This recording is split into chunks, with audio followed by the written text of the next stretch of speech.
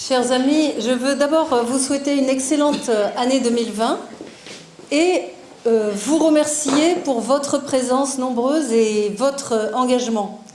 Parce qu'aujourd'hui, comme n'importe quel dimanche de janvier, comme beaucoup de nos concitoyens, vous pourriez être chez vous, bien à l'abri de ce qui se passe à l'intérieur, à vaquer à vos occupations, mais vous avez fait le choix d'être ici pour une cause qui nous dépasse tous et qu'on appelle la politique. On m'a posé souvent cette question, étant mère de famille nombreuse, très nombreuse, est-ce que l'engagement politique que vous avez n'est pas au détriment de vos proches? Je pense que vous pouvez répondre comme moi, certainement pas, au contraire.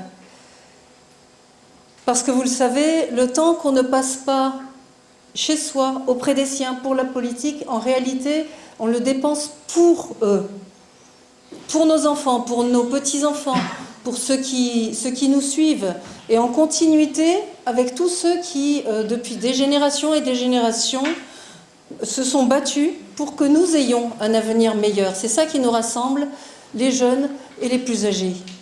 Nous avons fait ce choix d'être les militants d'une élection qui ne se gagne que sur le terrain, cette élection municipale, dans les rues de Metz, au plus proche de ceux que nous aspirons à convaincre, à défendre et à protéger.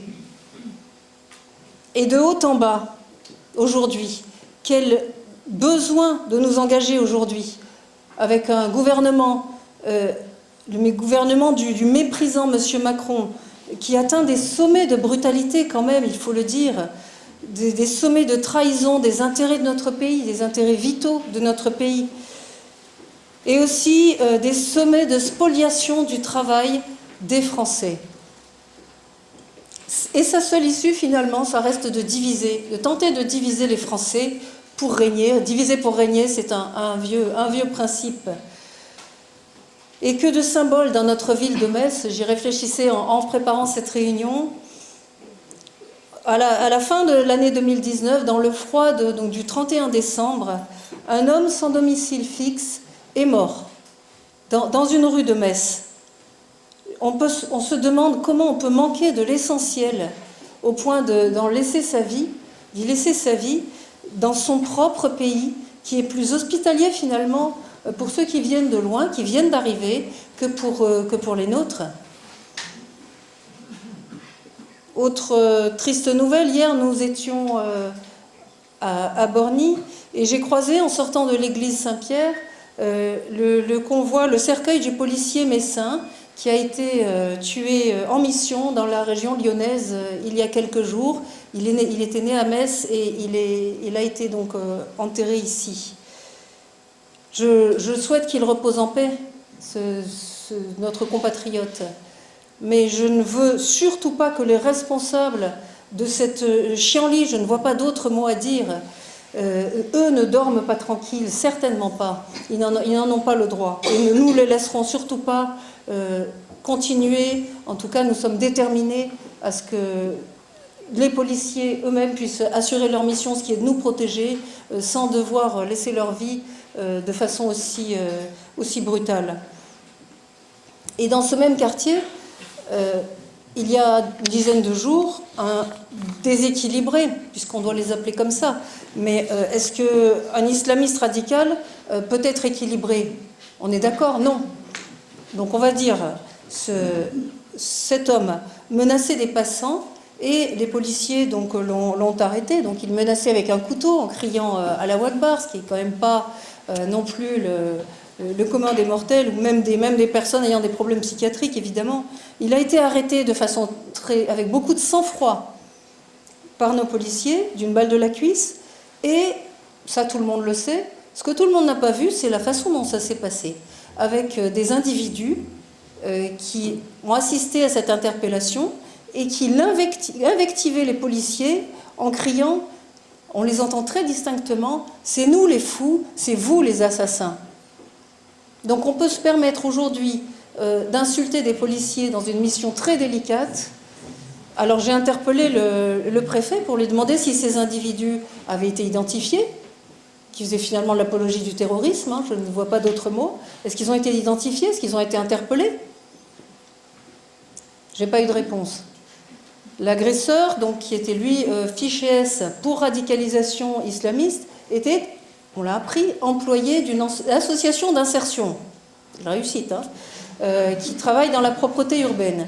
Donc j'ai également demandé au maire de Metz, s'il avait d'autres spécimens de fichiers S parmi les effectifs donc, qui sont financés par l'argent public, par notre argent, par nos impôts. Je n'ai pas eu de réponse non plus. Est-ce qu'on doit s'en étonner? Je ne crois pas.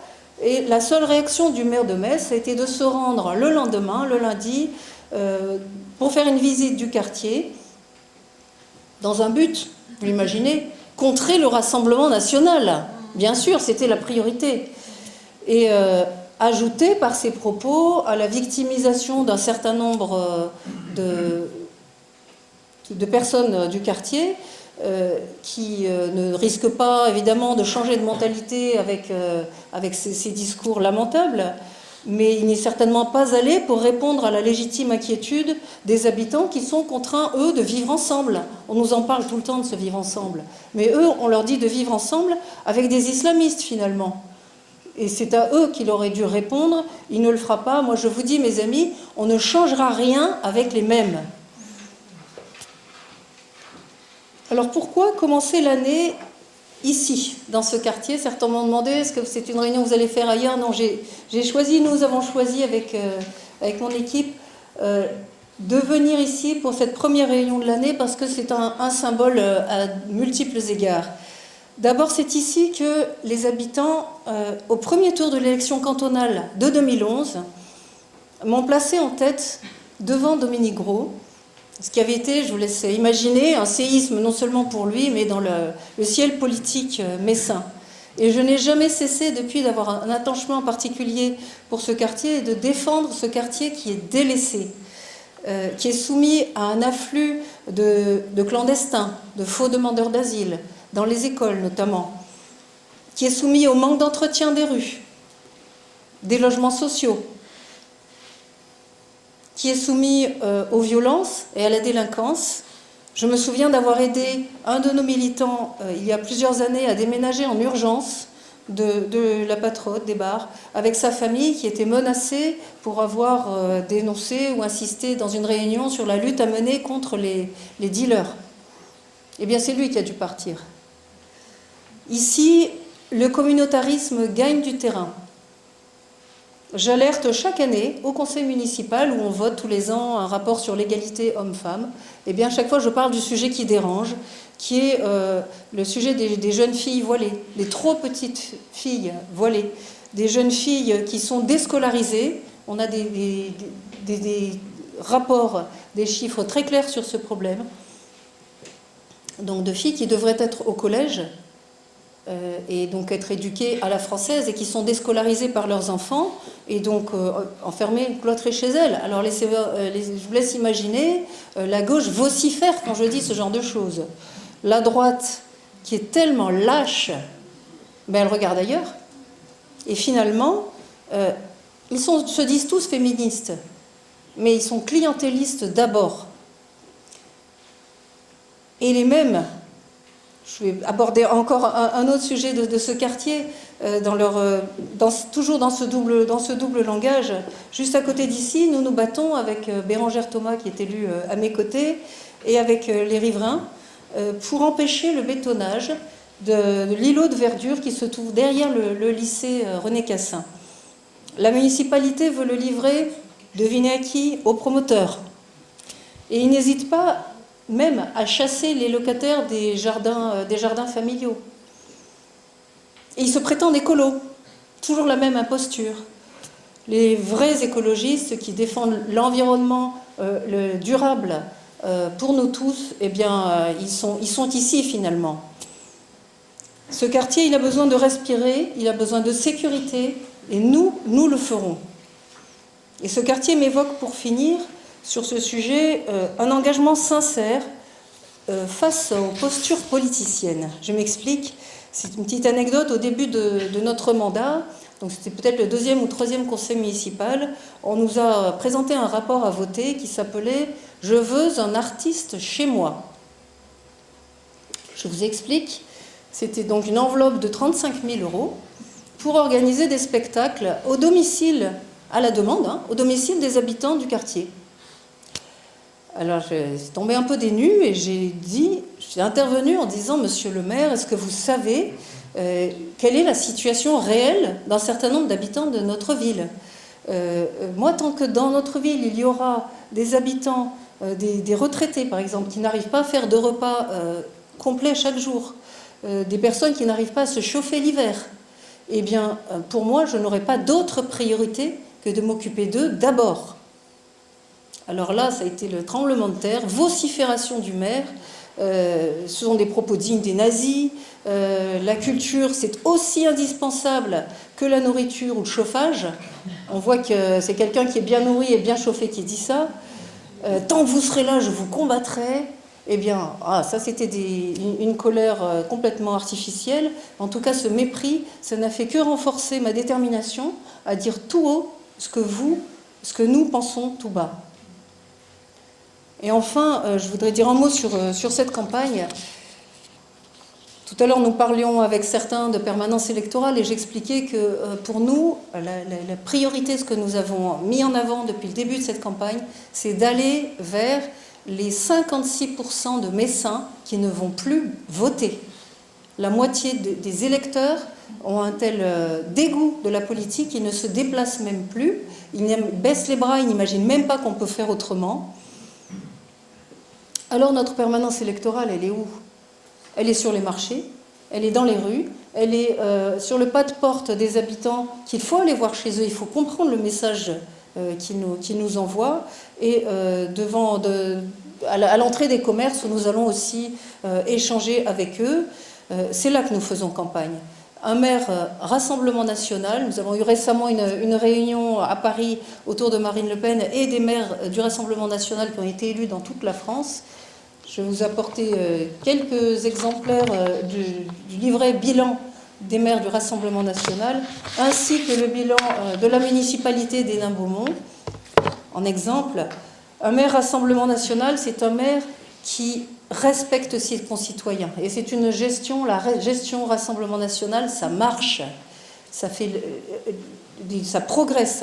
Nos idées progressent partout, et particulièrement où les gens voient que c'est possible de faire autrement. Donc un maire qui respecte ses concitoyens, c'est déjà un maire qui respecte les contribuables concitoyens. Dans les villes gagnées par le Rassemblement National en 2014, nos maires s'étaient engagés à ne pratiquer aucune hausse fiscale, voire à baisser les impôts et la dette partout où c'était possible, et ils l'ont fait, vous pourrez le voir dans ce document. Quand c'était possible, ils l'ont fait. Et de toute façon, ils n'ont pas augmenté, évidemment, pas procédé à des hausses ni de la fiscalité, ni des taxes, ni de l'endettement. Et pendant ce temps-là, qu'est-ce qui se passait à Metz, comme à Metz Métropole ? À gauche comme à droite. Ce sont les mêmes, je peux vous garantir, sur ce plan-là. Eh bien, les flambeurs, sans donner à cœur joie, nous allons, dans 8 jours, voter le budget de Metz Métropole. Et dans ce budget, qui concerne donc tous les habitants des 44 communes composant notre territoire, il y a un dérapage d'un projet qui déjà en soi était contestable, le nouveau siège de Metz Métropole, qu'ils appellent la maison de Metz Métropole, mais une maison à 10 000 mètres carrés, ça n'existe pas, et une maison qui était annoncée à 33 millions d'euros, juste derrière la gare. Et finalement, il y a juste un petit dérapage de 8%. C'est pas grand-chose, c'est 2,7 millions.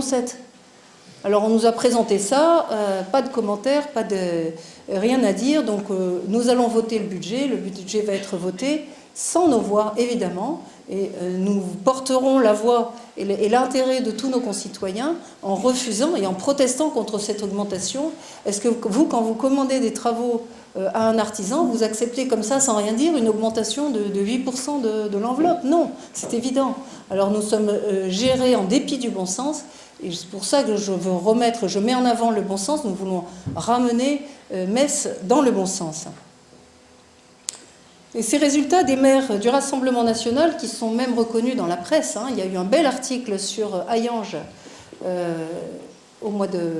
à la fin de l'année dernière, où finalement, en interrogeant les habitants sont satisfaits de leur maire, et ils le disent. Alors il n'y a pas à chercher plus loin les excellents résultats des villes dirigées par le Rassemblement national, par exemple aux élections européennes. 56% pour la liste Rassemblement national conduite par Jordan Bardella à Hénin-Beaumont, 38% à Hayange, alors qu'on était à 29% en Moselle. Alors on va comparer. Combien a fait le Parti socialiste aux mêmes élections européennes à Metz? 7%. Tout est dit. Combien a fait la liste Les Républicains à Wappy ou à Montigny-lès-Metz? 7-8%. Et ils arrivent en 4e et 5e position. Quel discrédit de la part de nos concitoyens. À Metz, nous voulons refaire donc de notre ville la cité propre et sûre à laquelle les Messins ont droit, avec des agents communaux, j'insiste notamment là-dessus, respectés, dans une confiance réciproque. C'est eux qui seront les meilleurs ambassadeurs de notre ville, j'en suis persuadée.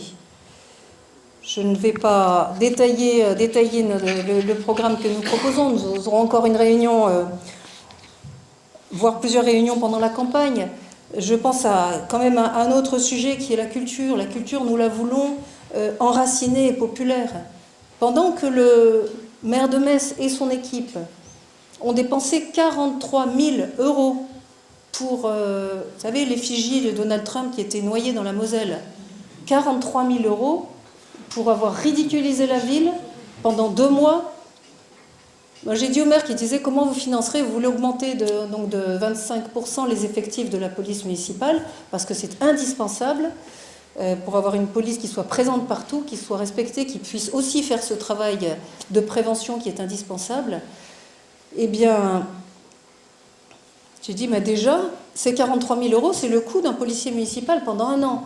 Moi, j'aime mieux payer un policier municipal de plus pendant 1 an, plutôt que de se faire plaisir en étant la risée du monde et en étant d'une parfaite grossièreté vis-à-vis d'un dirigeant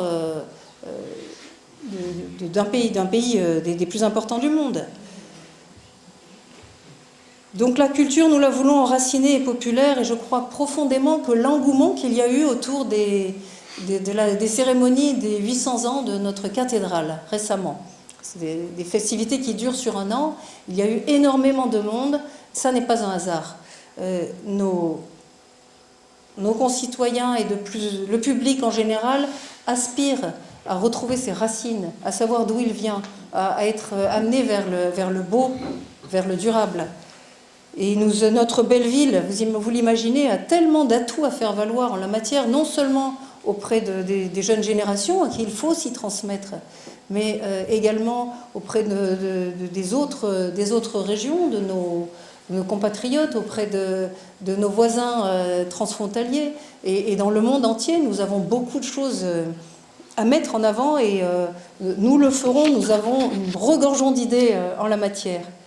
Un maire Rassemblement national, enfin, c'est un maire qui ne transige jamais face aux revendications communautaires, qui ne brade pas un terrain, par exemple, pour y construire une mosquée cathédrale qui plus est. Et nous le disons sans ambiguïté, parce que dans ces élections municipales, nous n'avançons pas masqués. Alors, brader un terrain pour y construire une mosquée, c'est ce qu'a fait Dominique Gros. C'est connu, c'est ce que ses successeurs le feront, veulent le faire, successeurs potentiels, les candidats donc de son équipe, et même en dehors, puisque également donc le candidat LR l'a fait aussi à Wappy, en finançant à 100% la mosquée de Wappy, qui est actuellement la plus grande du territoire, avec l'argent public, avec vos impôts. Lui qui veut également ouvrir le concordat à l'islam. Ce sont des choses qu'on ne sait pas forcément. Et d'ailleurs, si on ouvre le concordat à l'islam, c'est la fin du concordat, et ce sera un dommage irréparable au droit local que certains veulent évidemment faire disparaître. Alors vous avez vu les tracts de certains candidats qui dissimulent le logo de leur parti, ils n'assument pas. Nous allons à la bataille électorale sous notre bannière parce que nous n'avons pas peur du suffrage des Français qui sont de plus en plus nombreux à nous rejoindre. Cet engagement quotidien, cette action quotidienne que nous menons pour défendre la France et protéger les Français, elle va finir par payer, j'en suis persuadée. Et ces succès, c'est la victoire des élections qui viennent, celle de mars, celle de l'année prochaine et celle dans 2 ans. Avec vous, nombreux et déterminés et fervents défenseurs de notre pays, à nos côtés, à mes côtés, je sais que 2020 sera une très bonne année, que 2020 sera l'année du bon sens pour Metz. Je vous remercie de votre attention.